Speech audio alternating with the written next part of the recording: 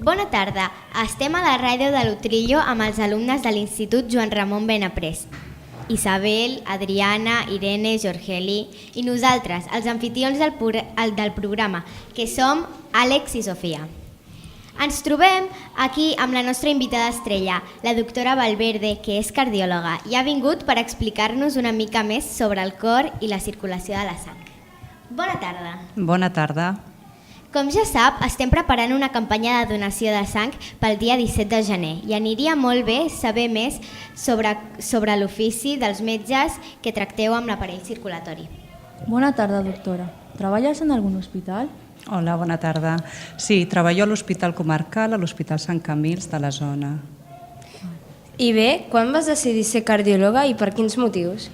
Ui, això és una mica complicat, però bueno, ho explicarem. De fet, jo quan vaig agafar medicina, la carrera de medicina, volia ser pediatra, però al fer la rotació en pediatria, sobretot a la part d'hematologia, que està molt relacionada amb aquest tema de donació de sang, vaig patir moltíssim amb els nens que pateixen leucèmia o tenen problemes de sang. Hi ha un nen molt proper a mi, en la rotació aquella es va morir i jo en aquell moment vaig decidir que no podia fer pediatria perquè em moriria amb cada nen que es morís i era molt difícil, m'implicava molt i era molt difícil. Pots entendre que una persona gran per qüestions de naturalesa o malaltia es mori, però un nen és superdifícil acceptar-ho. Vaig decidir que no faria pediatria. Vaig acabar la carrera i tenia la possibilitat d'escollir qualsevol especialitat i jo volia agafar medicina interna, que és una especialitat que abarca el cos humà com a tot, però tenia un professor molt bo que em va orientar una mica i em va dir no agafis aquesta especialitat perquè al final no et quedes amb res, perquè com hi ha tantes especialitats, hi ha l'especialitat dels ulls, del nas, dels ossos, del pulmó, si diagnostiques al pacient una patologia, al final aquest pacient se t'anirà amb l'especialista d'aquell òrgan, com hi ha especialistes per cada òrgan. Llavors em va dir pensa en algun òrgan que t'agradi molt i que abarqui moltes coses. Llavors, al final vaig agafar cardiologia per aquest motiu, perquè el cor està relacionat amb tots els òrgans i pots abarcar el pacient com un tot i no només com un òrgan, i vaig agafar cardiologia per aquest motiu. Ens podries dir quins són els problemes de cor més habituals? Bueno, tot depèn també de la franja d'edat dels pacients, no? De les persones. Si agafeu el cor, per exemple, per dividir-ho en les patologies o els problemes que tenen, doncs el cor primer és una musculatura. Llavors, com a musculatura, doncs els problemes de la musculatura del cor és un tipus de patologia que tenim. També tenim el problema de les artèries. Les coronàries són les artèries que irriguen el cor, llavors tenim pacients amb problemes a les artèries coronàries. Aquest és un segon grup. Tenim el sistema elèctric del cor. Com a tota musculatura, si voleu bellugar la mà, per exemple, no es belluga sola. Heu de pensar en què es bellugui i a través de la neurona, que és el sistema elèctric, diguem-ne, del cos, li doneu l'ordre perquè es bellugui. El cor també té un sistema elèctric propi, llavors hi ha problemes elèctrics del cor, que són les arrítmies i les taquicàrdies, que és un altre grup de problemes. I després tenim les vàlvules, que són com les portetes que donen entrada i sortida a la sang dintre del cor i del cor cap enfora.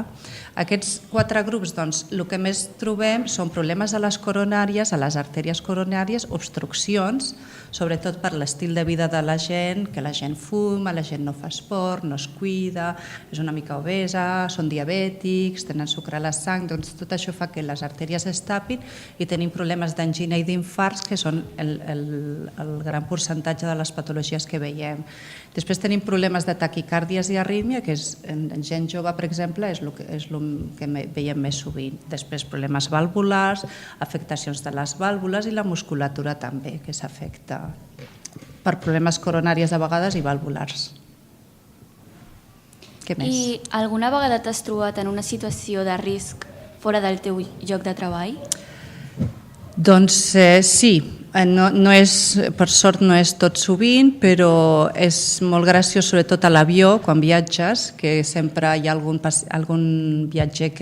passatger que es mareja, llavors sempre demanen ràpidament un metge, Ens ha passat, no hem hagut d'aixecar perquè en algunes de les vegades que ens ha passat anàvem a un congrés de cardiologia, me'n recordo, llavors la meitat de l'avió més érem tots cardiòlegs, llavors el que estava més a prop es va aixecar i ja ho va solucionar. I la darrera vegada va ser no fa gaire, el 21 de desembre, perquè va ser l'últim dia del curs, que fèiem a l'Escola Barratxina l'exhibició de l'extraescolar de teatre. Havíem instal·lat el desfibrilador no feia ni 15 dies, crec que igual que a la vostra escola, i estàvem fent la representació, hi havia la sala d'actes plena de gent, i es va aturar. Hi ha un senyor que es va fer una aturada cardíaca i el vam haver de reanimar en aquell moment. Jo el sentia respirar i pensava que estava dormint i roncant i em vaig girar per dir-li que es callés i no, el senyor estava en aturada cardíaca, el vam estirar, va ser una situació fora de l'hospital i el senyor està molt bé. El senyor està molt bé. Doncs un bon final, però què sents quan has vist algun pacient que s'ha recuperat exitosament d'una malaltia?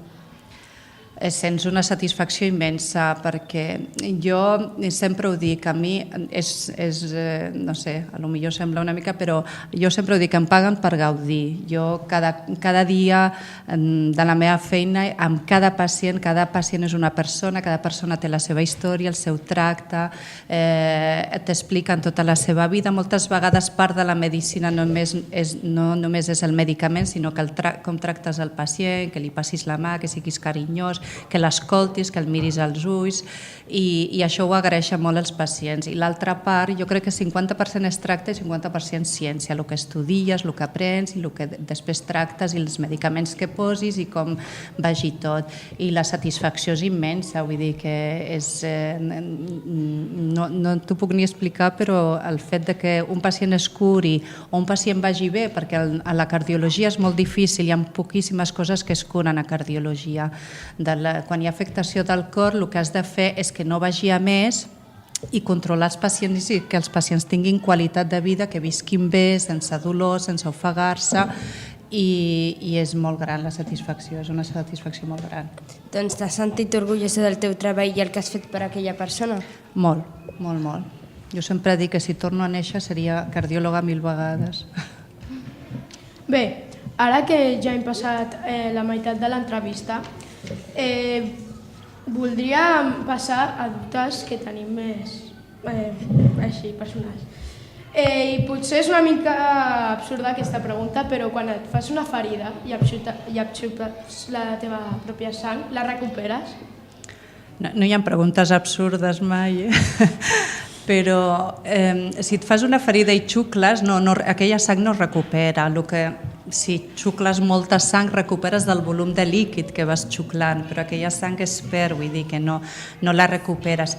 No la recuperes en aquell moment. L'únic que l'organisme, igual que quan fas la donació de sang, doncs té el seu procés per recuperar aquesta sang que has donat. Igual que la sang que has perdut, si és poqueta, si beus aigua, recuperes la part de líquid i l'organisme, allà on es produeixen els glòbuls vermells, les plaquetes, el plasma, doncs ho va produint a poc a poc. El volum que perds, vull dir que el líquid es recupera ràpid, en poquetes hores, i la resta de cèl·lules que perds amb la ferida doncs es recupera més a poc, però es recupera però no per la xuclada, vull dir que no cal xuclar si no voleu. Alguna vegada has hagut de fer una transfusió de sang? Els cardiòlegs no fem transfusió de sang, són o les infermeres especialistes en el banc de sang o els metges especialistes. Nosaltres sí que indiquem moltes transfusions de sang i sí que hem indicat, jo personalment he indicat moltes transfusions de sang a pacients cardiòpates perquè els pacients nostres, de forma general, tenim pacients joves, però en general són pacients que són molt grans, a més cada cop la població és més gran perquè els cuidem més, entre cometes, no? Llavors aquests pacients tenen, per exemple, tot el sistema digestiu amb una fragilitat capil·lar que per qualsevol cosa sagnen. Són pacients, com us he dit, que han tingut problemes a les artèries coronàries, llavors s'ha tapat alguna artèria, els hi hem posat alguna molla, alguna estena, llavors els hi hem de donar medicaments que fan la sang més líquida, com l'aspirina, el clopidogrel. Molts tenen arrítmies i hem dit que tenim problemes del sistema elèctric i tenen el ritme del cor que no és correcte, llavors els hi donem anticoagulants, que és medicaments per fer la sang més líquida, perquè no formin trombos o no facin embòlies. Llavors, tots aquests medicaments, amb l'edat i la fragilitat capil·lar que tenen al sistema digestiu, fa que sagnin els pacients. Llavors, venen a vegades ofegant-se i no és perquè estiguin malament del cor, sinó que perquè han perdut molta sang, tenen anèmia, que això ja ho deveu saber què vol dir anèmia, l'hemoglobina baixa. Llavors els indiquem transfusions de sang per recuperar aquesta pèrdua de sang. Després de la donació de sang, una de les coses que no pots fer és practicar esports de risc. Ens pots explicar exactament per què? Perquè quan fas una donació de sang estàs donant un volum de sang important. Dones, ja ho sabeu, 450 mil·lilitres, que més o menys depèn del pes de la persona, representa un 10, un 13% del pes. Això és molta quantitat de líquid. Llavors, aquest líquid s'ha de recuperar, però a més, a la sang perds glòbuls vermells, perds plaquetes, perds hemoglobina, et baixa l'hemoglobina, et baixa el ferro. Llavors, esports de risc o de competició o qualsevol tipus d'esforç físic no s'hauria de fer, i hi ha esports que, si és de competició, t'has d'esperar 2 mesos, 4 vegades, després d'una donació de sang, perquè has perdut volum de sang, et canses i trigues 2 mesos més o menys en recuperar l'hemoglobina i el ferro que has perdut. El volum ho recuperes de seguida, en 24 hores. Si veus líquid, això s'absorbeix i el volum ho recupera ràpid, però tot el que es perdem, plaquetes, glòbuls vermells, hemoglobina i ferro, costa més de recuperar. Llavors el rendiment, pots anar a fer la competició sense problema, o l'esport de risc, però et cansaràs més aviat que si no haguessis fet la donació de sang, o si t'esperessis els 4 mesos o els 2 mesos o el mes, depèn de l'esport que hagis de fer, et cansaràs més aviat, més ràpid per a fer aquest fet. Sabem que els metges controleu molt, però realment quan una persona acaba de donar sang no nota cap efecte secundari? Sí, moltes persones noten. De fet, quan fan la donació de sang, ja ho veureu ara el dia de la cloenda com es fa, primer que es fa una revisió, ja el metge que està encarregat de la campanya o de la donació de sang, ja a vegades descarta algunes persones perquè no es troben bé, però les persones sanes que donen sang, si no s'aixequen a poc, perquè t'estiren per fer l'extracció de sang, si no t'aixeques a poc, et pots marejar i l'efecte secundari més important que hi ha és el mareig, perquè has perdut volum de líquid, has perdut... Per això mai han d'anar amb dejú, han de menjar alguna cosa abans, i just després de la donació s'han d'aixecar a poc, prendre i menjar alguna cosa i beure alguna cosa. I després, les hores després, no fer esforços físics intensos ni res. Però sí que es veuen molts efectes secundaris, sobretot el mareig. Mareig, fins i tot arribar a marejar-se una mica i caure, perquè baixa la tensió arterial per al volum que perds en aquell moment. I què pot fer aquesta persona per recuperar-se? O sigui, a part del mareig, n'hi ha més efectes secundaris, no? No, sobretot perds volum de líquid i et mareges i pots caure al terra, marejar-te i perdre el coneixement. El que podem fer és això, no anar mai a donar sang amb dejú i després hidratar-se molt i aquella tarda o aquell dia descansar més de lo habitual. Però habitualment no hi ha més efecte. Si són pacients ja amb patologies prèvies, llavors sí, però si no, habitualment és aquest. I per finalitzar l'apartat de preguntes, podríem dir que si no haguessis sigut cardiòloga, en quina altra especialitat mèdica t'agradaria haver-te posat a estudiar i treballar-la? Cardiologia. Però si no poguessis... Fora de la medicina o dintre de la medicina? Dintre de la medicina... Medicina interna, la que he dit a l'inici, que és la que abarca la persona com a tot, que s'estudien tots els òrgans a l'internista. Tenim entès que tu tens fills, veritat? Sí. Doncs com és la situació a casa? O sigui, alguna vegada has estat amb ells i li has dit alguna cosa sobre això? O li has ajudat a superar alguna cosa? Però en quin sentit? Si els he parlat de la medicina o he tingut una situació risc amb ells o les dues coses? Sí, per exemple, si han tingut alguna malaltia o jo què sé, i si els has ajudat. Sí. La veritat és que amb els dos m'ha passat alguna situació, però et dic un secret. Quan tens fills i passa alguna cosa així, t'oblides que ets metge. Clar, quan veus els teus fills malalts i en situacions de risc t'oblides una miqueta, però bueno, actues diferent, clar, perquè tens els coneixements de mèdics, no? Llavors jo, l'Ernest, quan era petit, amb 2 anys i mig, va tindre una febrada molt alta i va fer una convulsió febril i jo estava sola amb ell i després de la convulsió va fer com una aturada cardíaca, el vaig haver de reanimar i bueno, al final va anar tot bé, però sí que va ser una situació super de risc. I la nena també, en un mes, va fer un síncope vasovagal, també que em pensava que es moria en mans i vaig haver gairebé de reanimar-la, anar a Sant Joan de Déu urgent amb l'ambulància, però sí que m'he trobat en situacions de risc amb els meus fills, sí. I que m'ha anat bé ser metge. Si no haguessis sigut metge, s'haurien mort? No t'ho sé dir, espero que no. Espero que no, perquè qualsevol altra persona hagués trucat l'ambulància potser més d'hora, haguessin vingut més ràpid i hagués anat tot bé. Com has dit que era una parada cardíaca, o sigui, normalment... Sí, a vegades...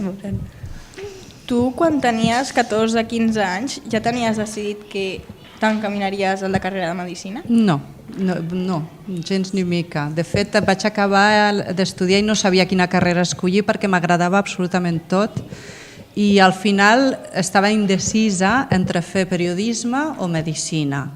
I va ser el meu pare que va ser decisiu en aquest sentit, em va dir, mira, sent periodista mai a la vida podràs ser metge i sent metgessa en qualsevol moment de la teva vida podràs exercir de periodisme fent articles, fent feines de recerca i el que vulguis, i tenia raó.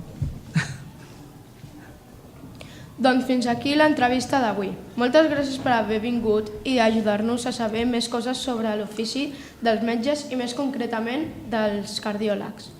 Gràcies a vosaltres i us vull felicitar que us impliqueu en aquest projecte. No us podeu imaginar lo important que és aquest tema de la donació de sang per salvar vides de totes les edats, de totes les patologies i de cada dia, perquè, com ja sabeu, la sang no és per tota la vida, vull dir que un dona sang i el caduca i s'ha d'anar constantment fent donacions de sang, a la gent li costa bastant. Vosaltres com a nens podeu incidir en que la gent ho faci, que estic seguríssima que el dia de cloenda del projecte que feu la donació de sang hi haurà persones que donaran per primera vegada en la vida, però perquè vosaltres us heu implicat com a projecte. I espero que sigueu futurs donants de sang també. Gràcies a vosaltres. Gràcies. Gràcies. I bé, avui per finalitzar aquesta entrevista et deixarem escollir una cançó per...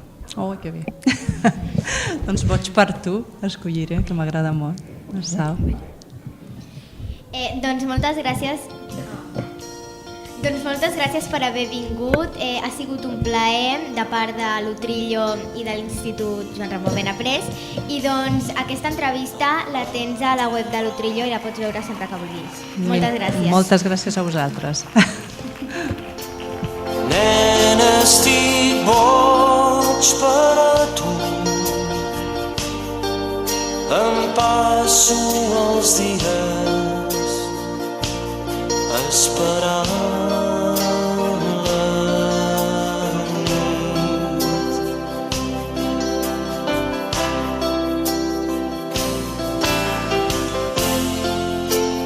Com et puc estimar si de mi estàs tan lluny, servil i acabat, boig per tu.